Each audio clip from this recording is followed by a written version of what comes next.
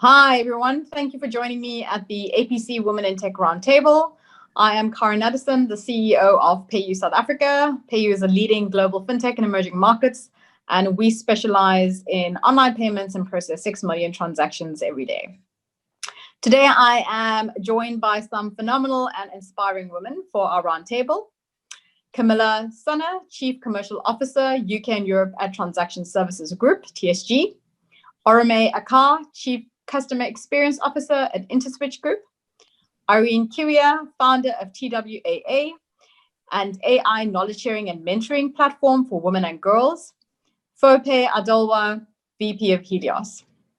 So this is a roundtable, so we're going to go around and ask these amazing women questions. However, you can also contribute. If you would like to ask a question, please add it into the chat box at the bottom with who your question is directed to, and we will ask that question at the end. So welcome, ladies. Perhaps we can start with a brief roundtable introduction, starting with you, Camilla. How did you start your career in tech, and how did you become a leader in your respective field? Thank you very much, Karen. I'm an engineer by trade, and actually I started in tech because I didn't really understand the consumer, and I felt that the further away I could get from that, the easier I was probably going to have. And so I thought, actually, let me do a B2B job. And when I started in tech, B2B really was far away from the consumer, which I don't think it is anymore. In terms of how I got to where I am, I think, interestingly enough, I got here by following my gut feel every time I changed jobs, which for me is kind of interesting because as an engineer, you get told that following your gut feel is ugly. It's not something that you should aspire to. And I think also as a woman in your career, you get told that you cannot be seen to make emotional decisions. But actually, I think if I would have been more logical and engineering focused in the way I made my decisions, I probably would not have been where I am today.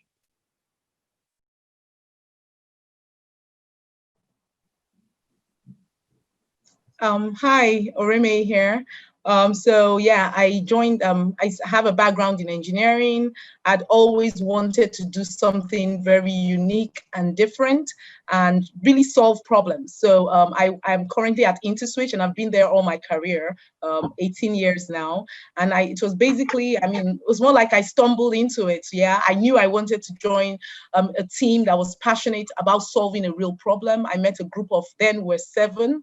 I met a group of 7 people, 4 guys and 2 ladies, and they were starting up something, and I joined them fresh out of school, and I've been in since then. I've done different roles in technology, networking, software engineering, training, customer experience, business, and I can say, yes, it's been a great journey. So that's really how I got into tech.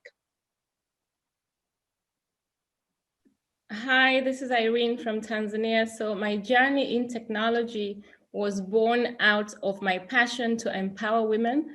For the last 14 years, I've been working in Tanzania and across East Africa and Africa, running programs to empower women and young girls. And in that journey, it dawned on me 4 years ago that without technology, it will not be an easy play. So it was inevitable for me to start leveraging technology in my work for women, and that's how I got into the industry. Some of the work that we were doing were around women financial inclusion, access, and looking at building platforms that women and girls can use to empower themselves and connect with the world. So technology was really, it wasn't an afterthought. It was something that I had to get involved on so that I can do what I do better. And in that journey, I now find myself in the middle of technology, and I've had to learn very quickly from people around me and do a lot of research. And it's really shown me that technology is just an enabler. You know, it's not the mystery that I used to think it was. It's one of those tools that, you know, at this particular point in time is needed, especially if you want to scale or if you want to run efficient modules. So it's been an interesting journey for me.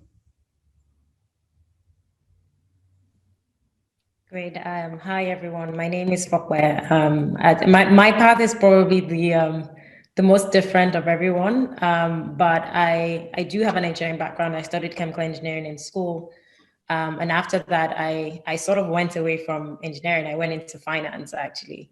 Did that for a couple of years, went to grad school. And I would say I've always been the sort of person to feel like, you know, there's always, it's probably a lazy way of thinking, but there must be more efficient ways of doing things. Like I've just always been that sort of person. So during grad school, I did a stint at Jumia or Sabunta, what it used to be called back then, when they just started in Nigeria. And the whole idea for me was, it was interesting to see this emergence of new technologies or new business models leveraging technology to make things easier in Nigeria at the time. And so that was really exciting for me. I did go back into finance. So, you know, I worked for a private equity fund called Helios Partners, which is a large private equity fund that invests across the continent, but across multiple sectors.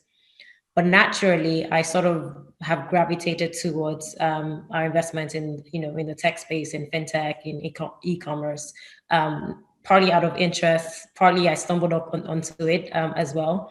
I've worked quite closely with Oremeyi at Interswitch, where I used to sit on the board.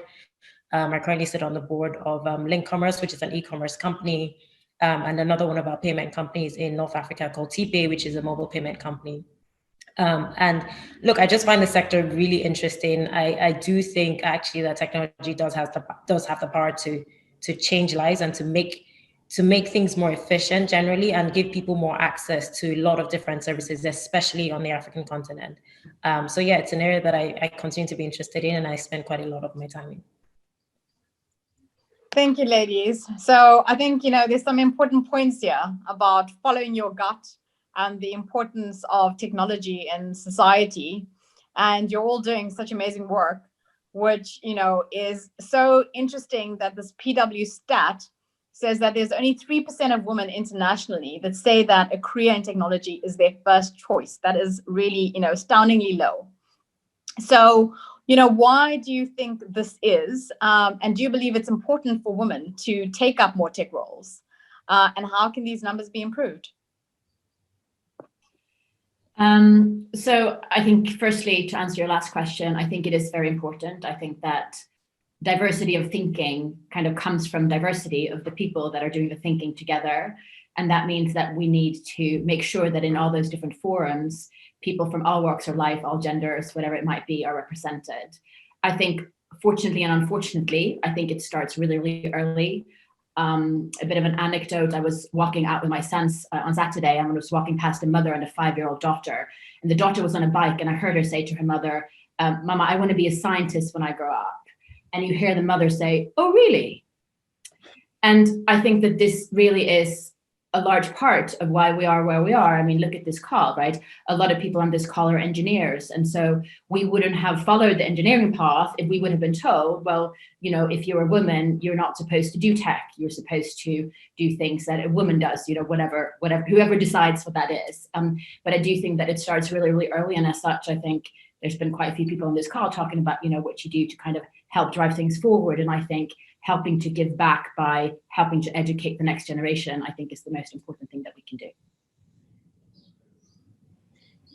Yeah, so just to carry on from what Camilla said, why do I think it happens? In Africa in particular, it is not divorced from the fact that we have a huge infrastructure deficit. So that in itself translates into the education sector. So of course, access to STEM education is a lot more limited than other subjects and in other regions. So that's why we have a particularly low number in Africa. And that is also coupled with the social mindsets and barriers and beliefs. You know, people feel women should do this or should not do that. Me, for example, I schooled in Nigeria, my first degree, and my class were 150, and we're just 4 ladies, 4. So it was highly male dominated. You know, people didn't expect you when you're reading for exams so hard. They say you're a lady, don't read so hard. You don't worry, it doesn't matter. You know, you're gonna get married, so you don't need to read so hard. And I didn't understand what that meant.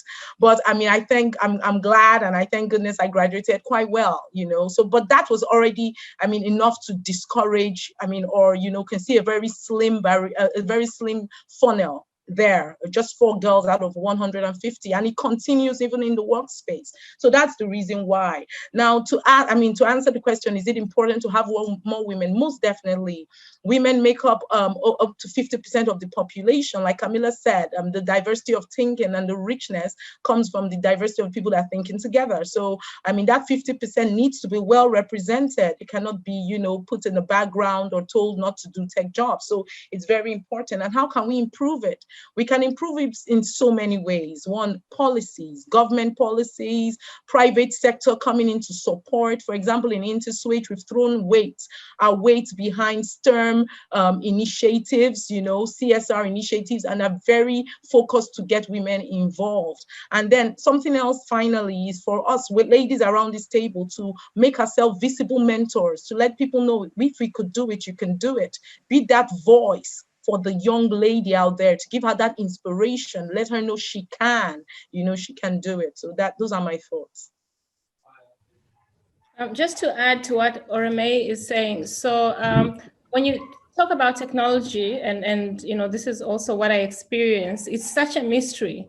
So the issue of demystifying technology, because it seems like something very unattainable that is just for a certain type of people. And when you start, you know, looking into career, why women are not taking careers in tech, you know, the fact that maybe I didn't go through STEM as a foundation for my studies already blocks my thought process in whether or not I can have a career in STEM. But there is so many opportunities. There are so many opportunities around technology that may not necessarily come from being educated in STEM. So demystifying technology, and there's a lot of awareness that needs to happen to allow for women to understand the different options or the different plug-ins that they can have as far as technology is concerned, and what are the different touch points, you know, because lawyers,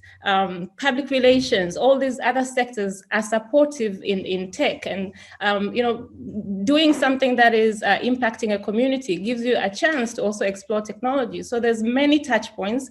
We just need to have more awareness on and create this awareness so women can have bigger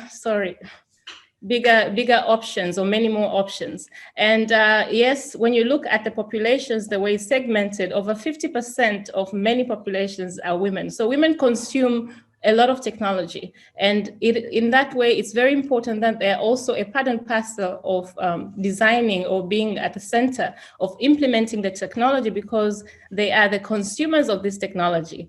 And you know, if they're not factored in how the tech is designed, or in how the relevance or the use case of that technology is to be implemented, then we are missing out. And one of the things that is important for women when it comes to the use of technology is relevance. So if we don't have enough women at the center of designing tech solutions, we will lose out, and we won't be able to even deal with the issue of the gender digital divide, which is becoming a major concern. I mean, I echo what everyone has said. I think there are a couple of themes that have come out that I'll reiterate and, add a few things to. I think the first one is just around representation, right? And it's about representation in lots of different ways. Like Irene said, there are many touch points and many ways to get involved in technology. I'm not an engineer.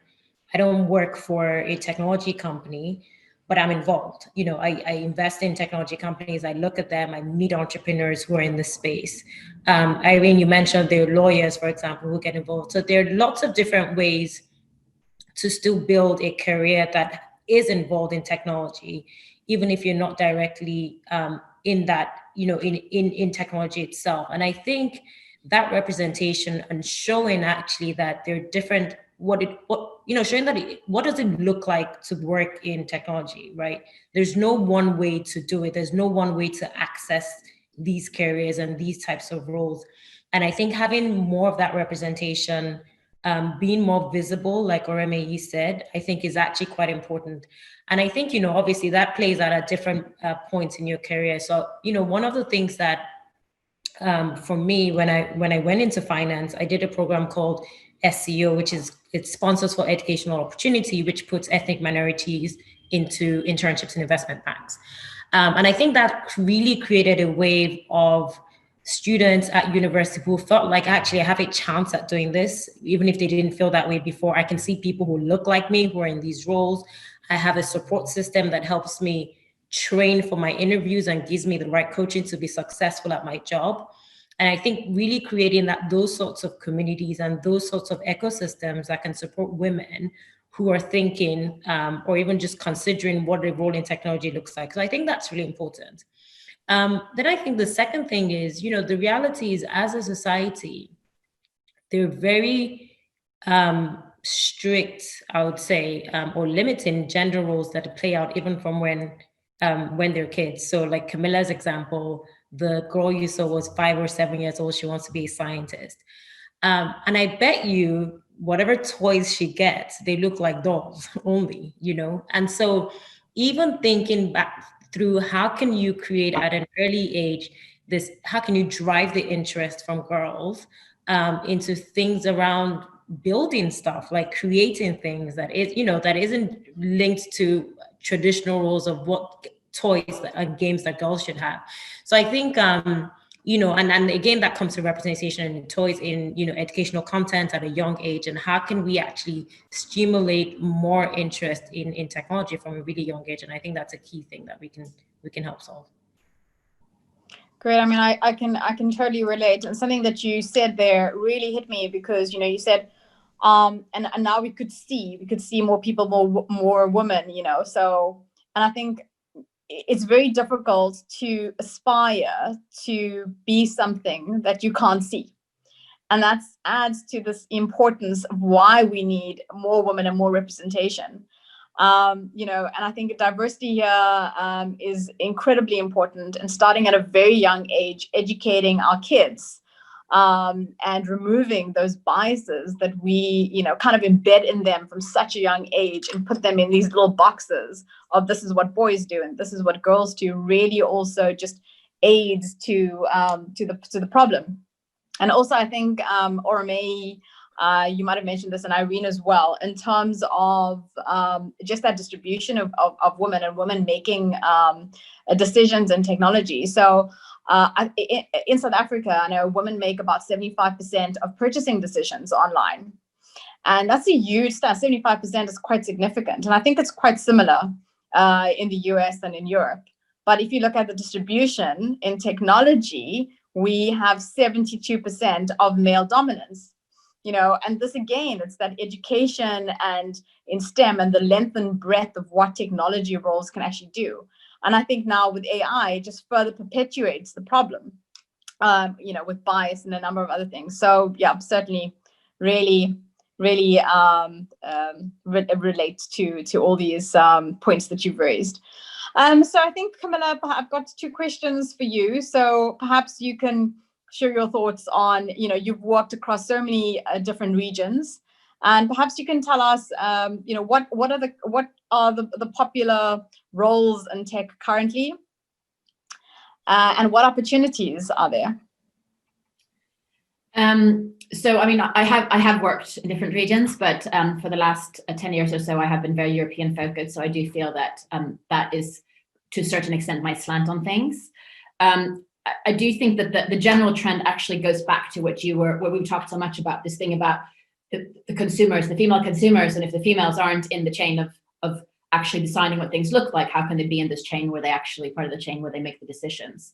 And actually, the trend of B2B2C, I think, is the biggest one that I see. And now, if you Google it, it will tell me that that's like a 2017 expression, and maybe it is from like a top list perspective. But I think that, in terms of what most about experience, it's really coming to the fore now. I mean, when I stepped into tech 20 years ago, when they created phone bills or when they created payment solutions, it was all about the technology. And we talked about SME payments, didn't we, before everyone joined? Now it's like, it doesn't matter if you've got the technically best solution that gives the merchants all the data, because you also need something that is quick enough for the consumer. It needs to be slick. The consumer wants the email receipt being sent on their email. All of these things that actually now the company doesn't sell to the consumer, but they need to design their solutions based on the consumer in the end. So I guess that kind of one example. We're seeing that right where I am right now a lot as a response to COVID, not necessarily because of the pandemic, but I feel that the pandemic has become this giant catalyst where a bunch of things that we've been trying to make happen for 20 years, like being on this call, as opposed to us traveling around half of the world to be face-to-face, for 20 years, these tools have existed, and yet it's only now that we're using them. And we're seeing, for example, in France now, it looks like they're going to make rules about how you might need to book in to go to the store. You definitely have to book in to go to the gym. Like some of these things, it looks like it will be here to stay. Qantas just announced this week that you will have to have proof about a COVID vaccine to be able to get on a plane. And while some of these will be temporary, I think that it's going to change a behavior that's going to be here to stay. And not only do the stores and the airlines need to change, but also if I look at what I do now as a technology and payments provider to other companies that then serve consumers, it's like we need to start thinking about all these things in the consumer lens. What do they want? How do they want it? And how are their behaviors going to change as the world comes out of lockdown? And in doing so, it requires a whole different mindset. And as Karen, as you were pointing out, all of a sudden, having much more than techie people and engineers in the tech companies will actually be even more important. Like there've always been a need for lawyers and accountants, but all of a sudden, we also need real consumers that can actually help the techies to decide what the product needs to look like. And I think that obviously also goes back to the question that we had about how do we then get more women into those environments so they can help guide what the products look like. Yeah, absolutely. And I think, could you maybe perhaps share with us, as a female in tech and as a tech leader, what are some of the challenges and barriers that you faced, specifically with regard to growth and opportunities? I mean, in general, I think that I've been really lucky. I guess that's partially why I'm sitting here, right? Because I think that you do need a lot of luck, and I think everyone needs it, and I think women need it more, right? Because of the obstacles that are set up for day one. I think that there's a couple of different buckets of those obstacles. One is the point that we talked about now in terms of growing up. It's like, Oremeyi, you were talking about this thing about what you hear when you're a student. You know, you're not supposed to be an engineer. You're supposed to do other things. You're not supposed to study too much. I mean, I've got a big bugbear about children's literature. And like already when you read this thing where the woman goes, oh, I don't know what to do. And the man comes in and says, I'm going to solve all your problems. And most people don't even think about what they read when they read that kind of balance. But actually, and I think it was Fope that said, we can't be what we can't see, or it's hard to be what we can't see. And that goes all the way back. So I think that's, something that me, as along with everyone else in this call, would have faced this as children.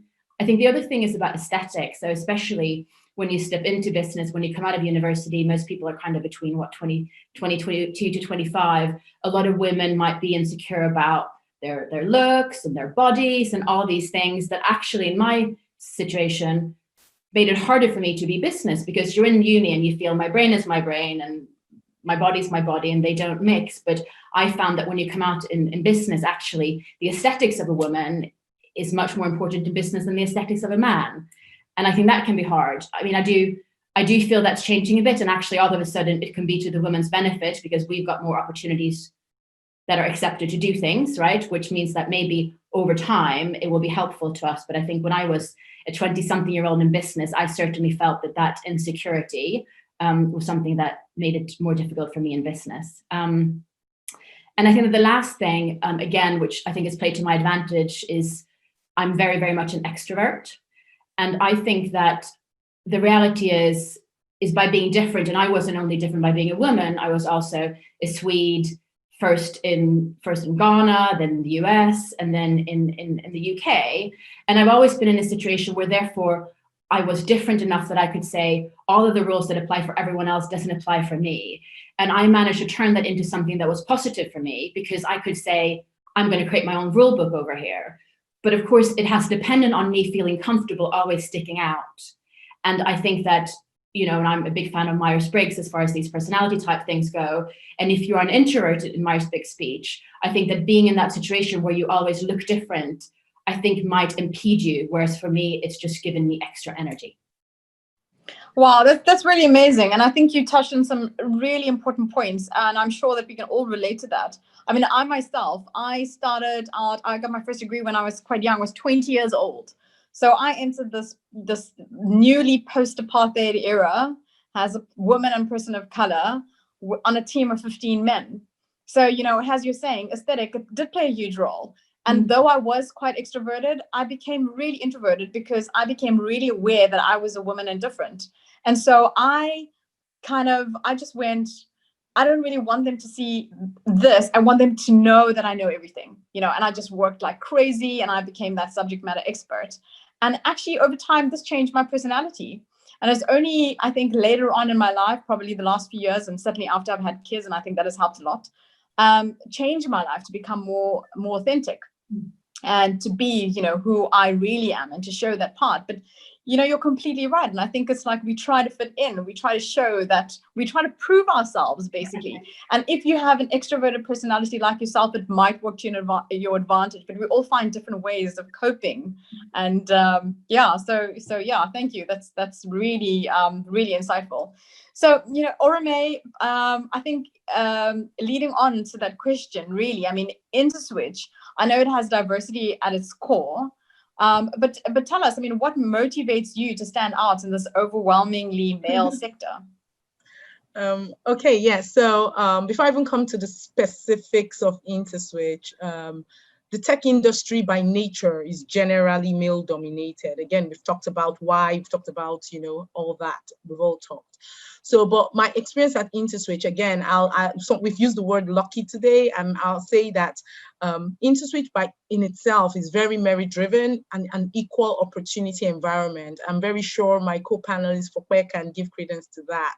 So yes, I've seen, I mean, in Interswitch, we're very focused on merit, on values, on delivering value.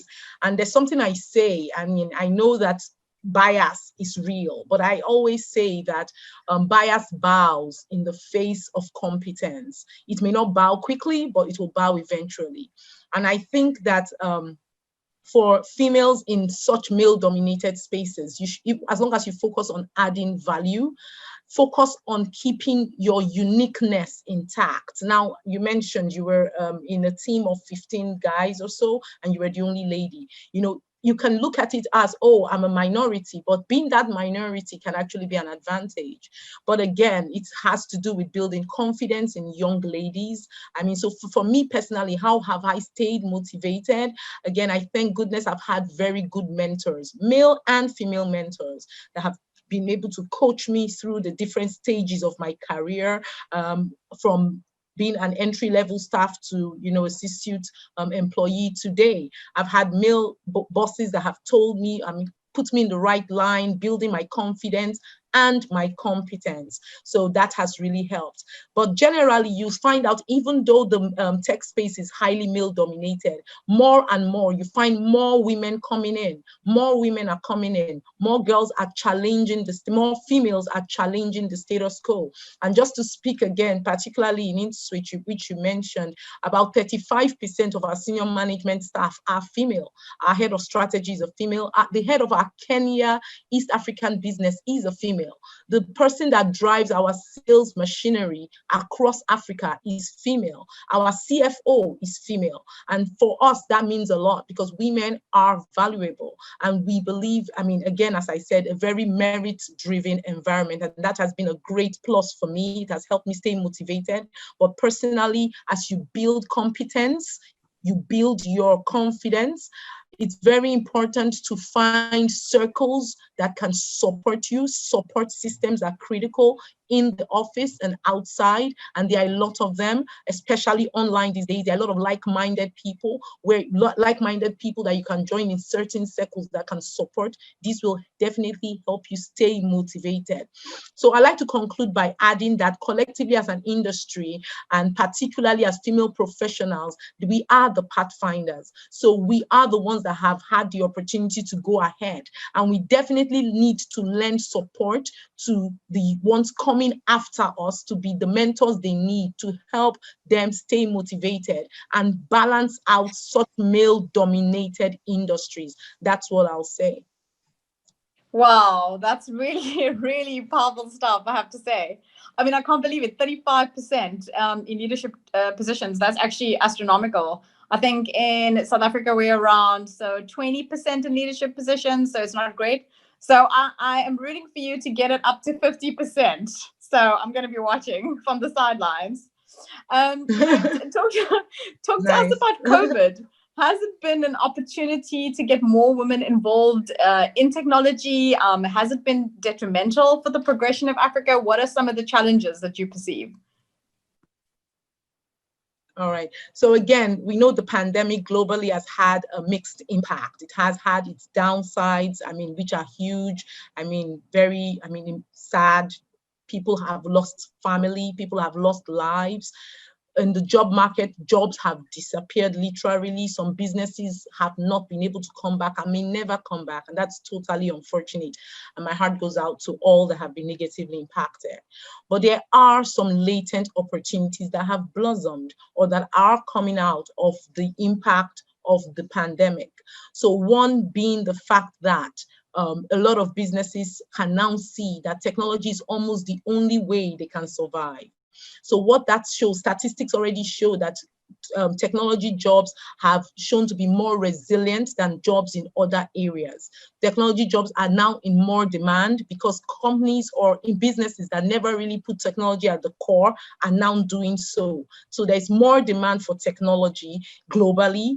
And in Africa, particularly where we are seen to be kind of behind the development curve, a lot of businesses are forced to catch up.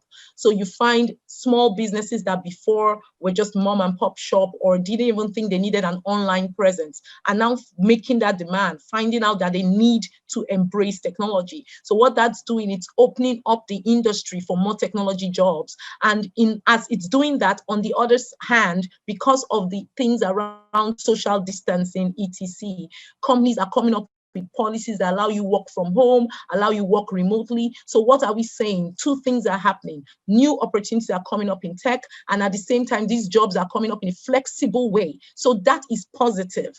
And females can actually ride on that because we know that females were, particularly impacted by things around, oh, I can't go to work now, I have family to take care of, etc., distance and inflexibility. Those barriers are coming down, technology jobs are coming up. So marrying those two together, those are huge opportunities for females to come into the technology space. In Interswitch, again, for example, we were able to keep our business running across the 4 markets we operate.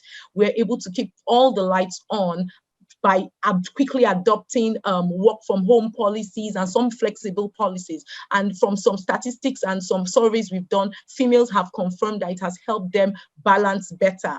And we found out some females have been able to take on some roles that before now they couldn't take on. So in other words, the pandemic, yes, has had its negative effect, but I believe that the aggregated impact of all these measures being taken by the government, working together with the private sector, are enablers for more women to get into technology.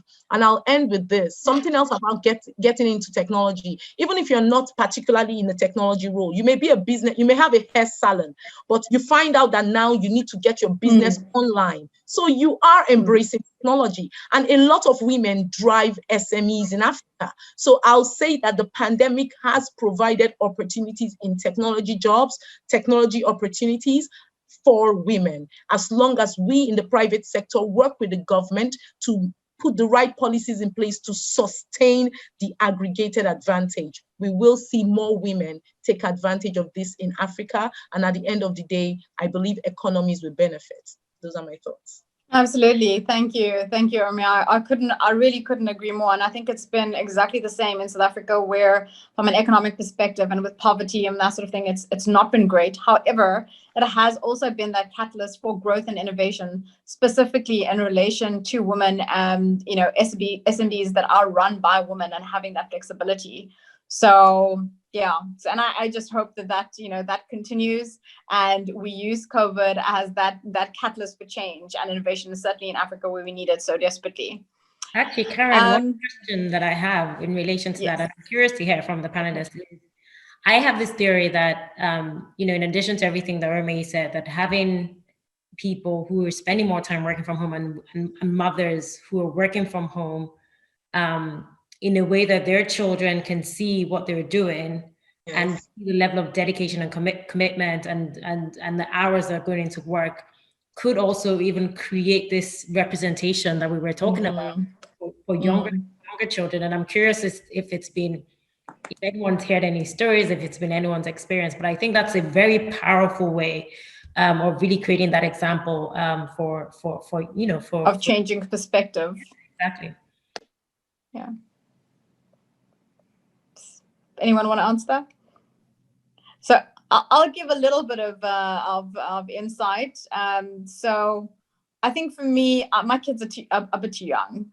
So it's always, this more mummy kind of, rather than I'm working. And it's the same with dad, actually. They don't care as much. But what I would say is that it has made a few things easier, but a few other things a little challenging in terms of how you structure your day, for instance. And I think it's been long hours. And especially with people with children, just trying to work through what is and isn't possible and trying to create some type of boundaries, which is quite challenging at home. But I think in terms of seeing mom, if my kids were older and seeing mommy working and leading, I think that would just give them a very different perspective of women in general and what women are capable of and what we do. So I tend to agree. I tend to agree with that. I think there's another element of that as well, which is when the fathers work from home more, it means that the fathers can do more of taking to school and cooking dinner. Yeah. And so I think for me, and maybe also because I have two boys and they are a bit older, is that they get a much more present father. And so for them, it's probably their view of what a father does that have changed more than the view of what both. Exactly. It's the whole, thank you for adding that. That's really important because there's a whole family dynamic because, it's my husband as well. He's got to do more, which I absolutely love. And I've actually found I'm stepping back a bit more, which is something that women need to do a lot more that, our other halves and other people can step in. So Irene, moving on to you, can you share your personal experience of a woman founder in the tech field and any particular challenges that you've faced and how you've overcome this? Thank you. First of all, Oremeyi, I am just blown away by some of the points that you raised. And you kept talking about, we need to see things, able to find that relatability, and you kept talking about mentorship. And I think, my whole journey from when I discovered that my passion is creating solutions for girls and women, I've run so many mentorship programs physically from 2004 for years. Mentorship programs, women forums, workshops, all the way to 2015, when I started looking at how can I use technology to scale some of the work that I've been doing here in Tanzania and East Africa to reach more people, but also, to make it more accessible. And that's how my journey in technology started. And all I wanted to do was to build a mentorship platform where women across the world can connect and mentor each other, where women can share experiences, share knowledge, access opportunities. I mean, yes, there are a lot of platforms already that are providing connectivity, but I still felt that, being a woman and having over 10 years experience running programs, there were still things that were lacking. So that is how we started building Twaa, TWAA, which is a global networking, mentorship and knowledge sharing platform that we launched 2 months ago. And the whole theme around it was, how can we build a platform that is geared towards empowering a woman, so from a woman to women, that will address some of the issues that we have, as far as how or where do we find mentors, how do we connect, how do we build communities that are sustainable, because, women move and thrive in communities. We have our community of friends, we have our communities of, at work. It's all about communities. So what type of technology, will allow for women to move with this community that is live, in real life, into a digital space and build so much value, in terms of tools and resources that will allow this community to thrive. And that is what Twaa is about.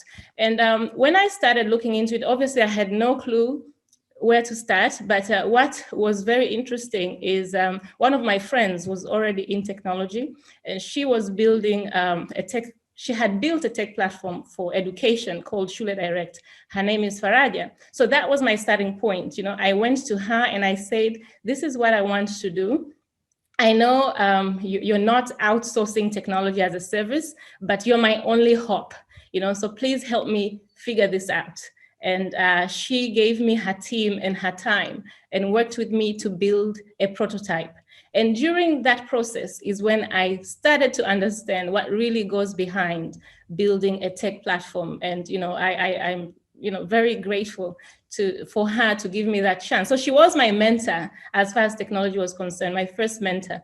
And when the prototype was ready, the other challenge was, how do I sustain it? Because I realized after, a tech platform or a tech solution is a continuous process. You don't just hand it over and then you expect to get users and that's it. So the challenge then came on, how do I get my own team, get my own processes in place? And I looked, in Tanzania, there was so many issues, including the issue of capacity. So I moved from Tanzania to Kenya, where I went and found 2 male figures who were in tech already and pitched my ideas and offered partnerships so that they join me so we can build this thing.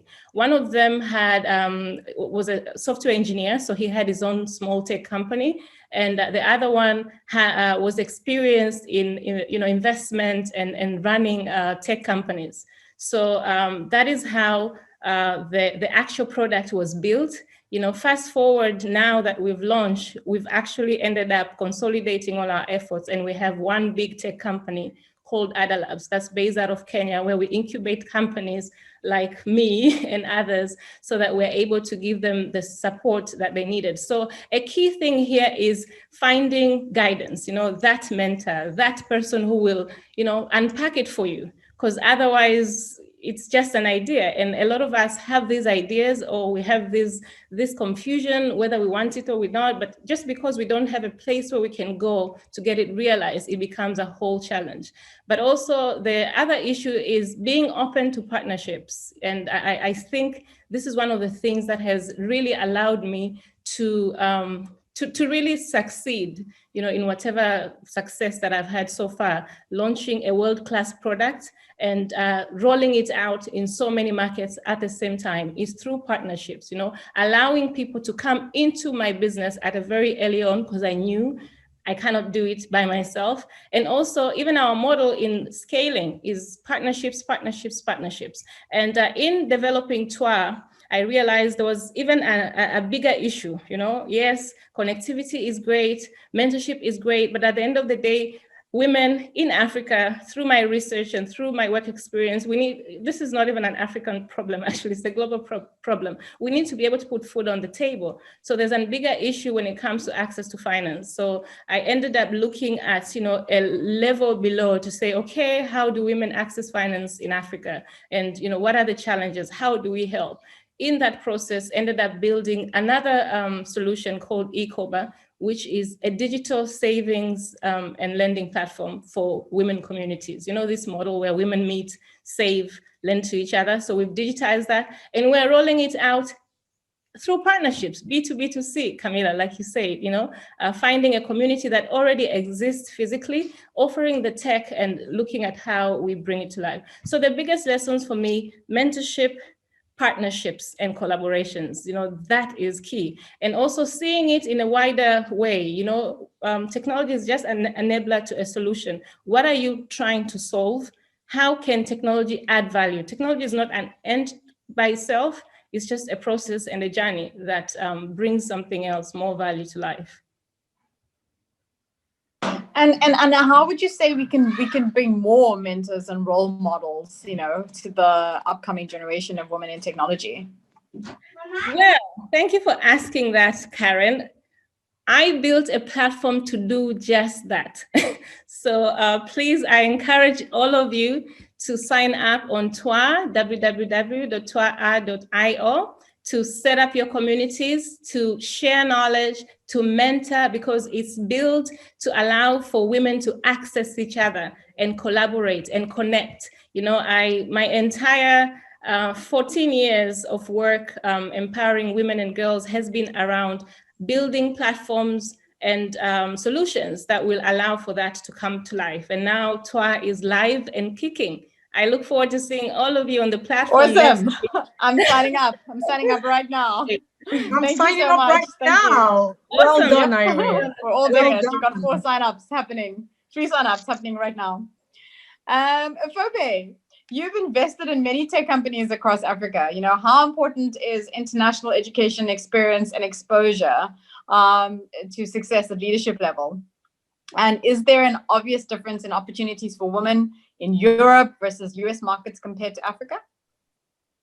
Yeah, so it's a good question. I think, look, some of the sectors we've invested in are what I would call quite domestic sectors. So if I take like an Interswitch, for example, which it's obviously the leading payment provider in Nigeria.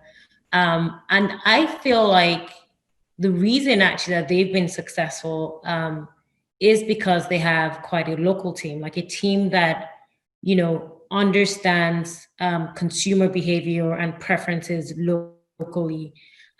They have really good understanding of the regulatory landscape and the nuances, which actually allows them to sort of respond very quickly to changes because they've lived through it, they can anticipate it, and they can come up with solutions alongside their partners who they've developed relationships with over the years.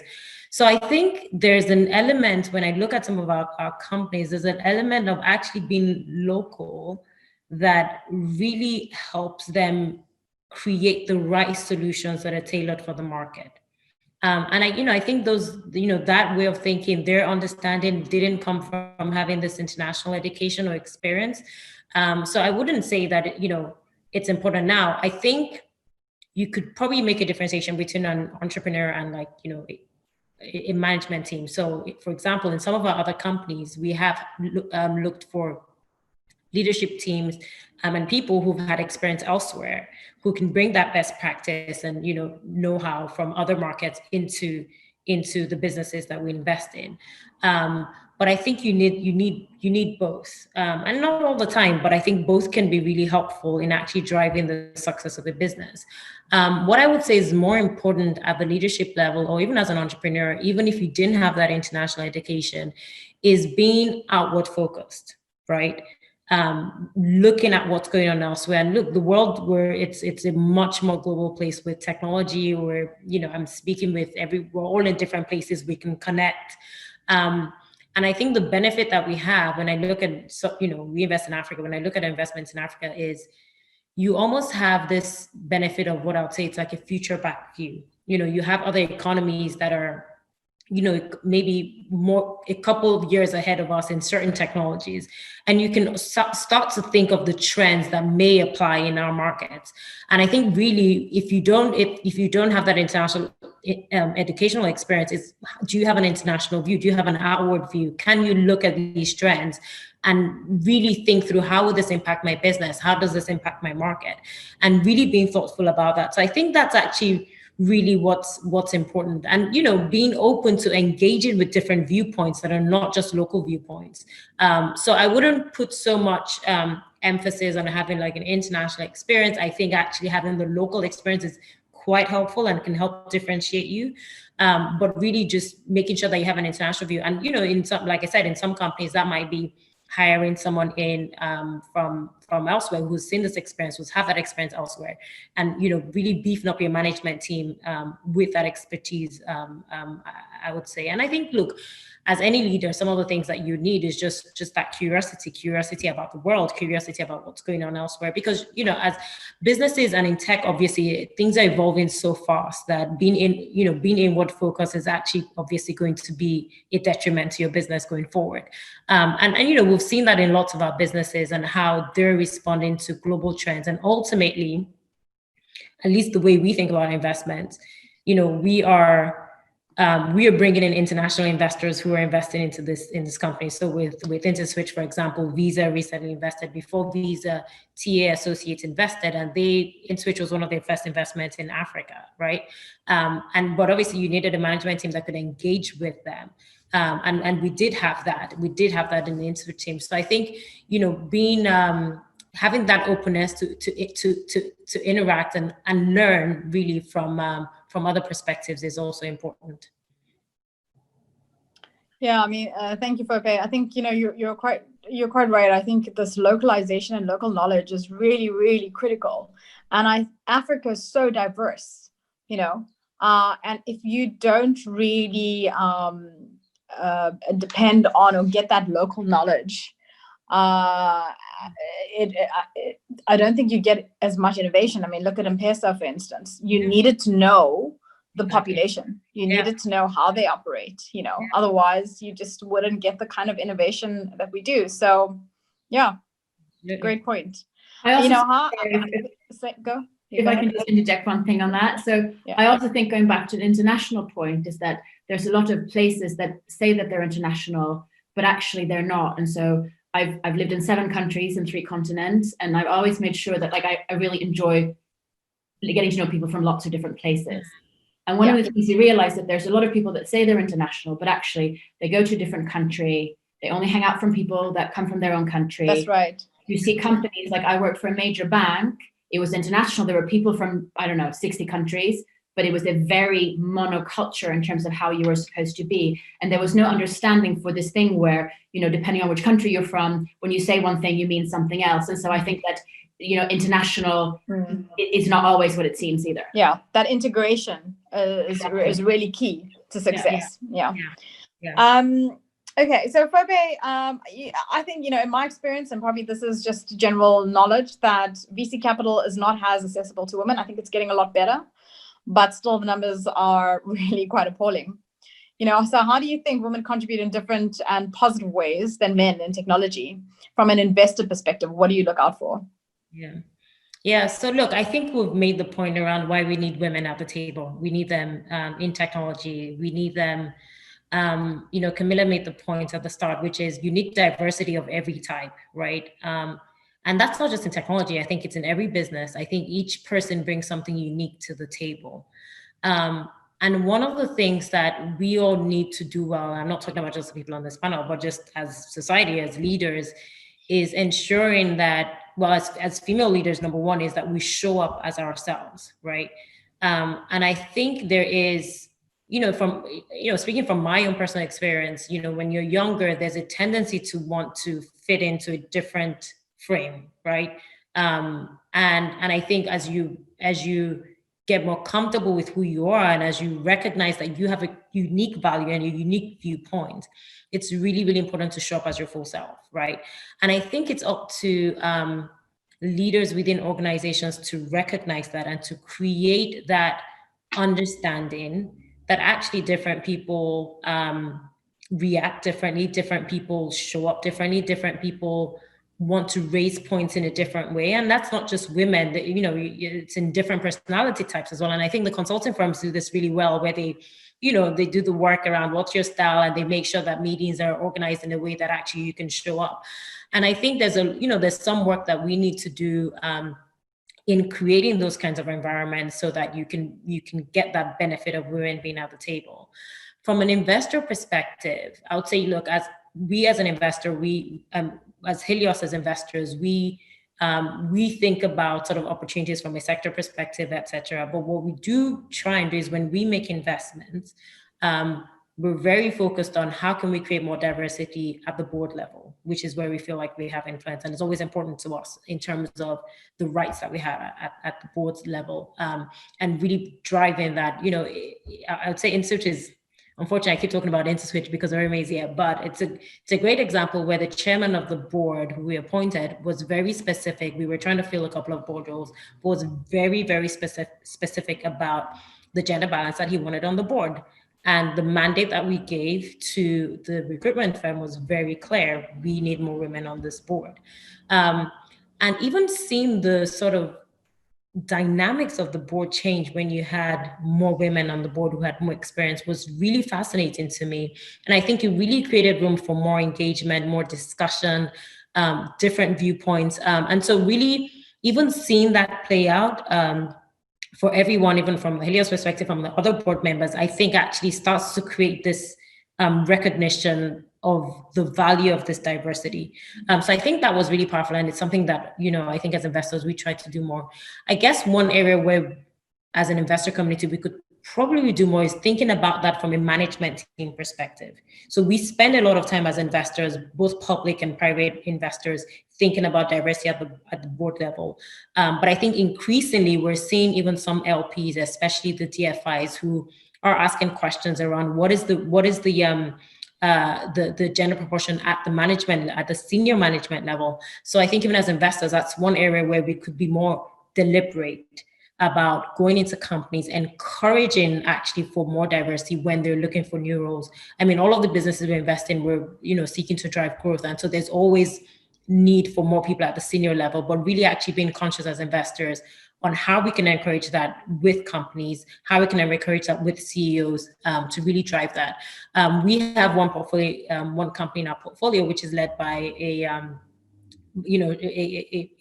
woman, and it's great to see, like, her management team is, you know, great mix of men and women, and it's been really fascinating to see her and her leadership style, and how that is different or similar to all. I mean, as an entrepreneur, she's the same as every other entrepreneur we have in our portfolio, very similar dynamics, but how she leads as a woman as well, it's been interesting to see, and how she drives that sort of gender balance in her team has been really great to see. And, you know, I'd love to see more of that in the industry. Now, there are a lot of initiatives now around gender smart investing. I'm very encouraged to see that. I'm encouraged to see funds who are focused actually on investing in women-led companies. And I think you'll see more of that going forward. And that's something that as an investor community, we can truly encourage to drive this sort of better representation.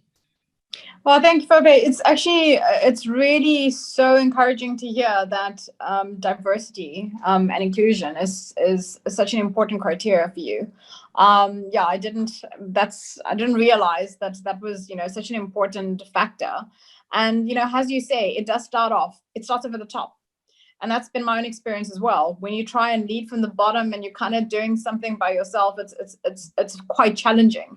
And when you have these initiatives that are running from the top and you have leadership at board level and manager buy-in, it becomes really achievable, because you're able to put budget and KPIs, you know, against this and turn it into a reality, rather than something as in, okay, D&I, we're just going to do some D&I, you know, which doesn't really turn into anything.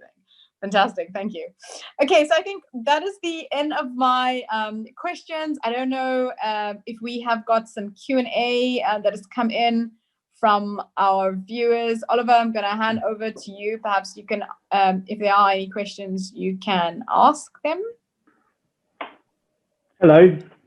I don't have much to follow with that. So first of all, an enormous thank you to all of you. I think I speak on behalf of everyone watching when I say it was truly inspiring, but also a highly practical conversation as well. I'll be quite honest, I expected to sit in this as a bit of an observer on the outside as a man, but it was incredibly valued for me as well. And I can see half of our audience today is in fact men as well. So I'm very pleased with that. We do have a number of questions, but I'm very conscious of time.